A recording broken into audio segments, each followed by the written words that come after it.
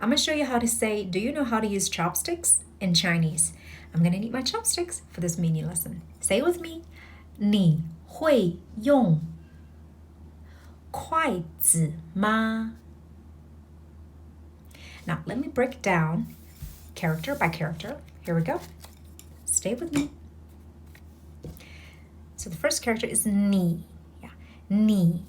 So this is the lowest note in the four tones. Yeah, the third tone. 你. Yeah, the lowest note. 你. Okay, next one. 会. 会. See, there's a lot of air coming out of my mouth when I say 会.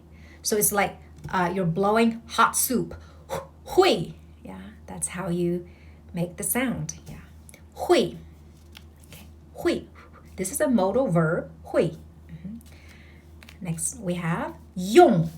So 用, like you say the English word yes, but shape your lips into this ong. Yeah, it's all about shaping your lips beautifully.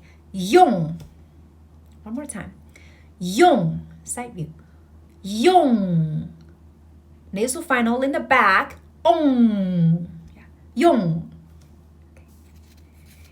用. Next one is 筷子. Hi. So the character 子 is a suffix. It does not have any semantic meaning in this context. 筷子, yeah, it's plural. Yeah, 筷子, because you need two sticks, for a pair of chopsticks. 筷子. Say it with me. 筷子.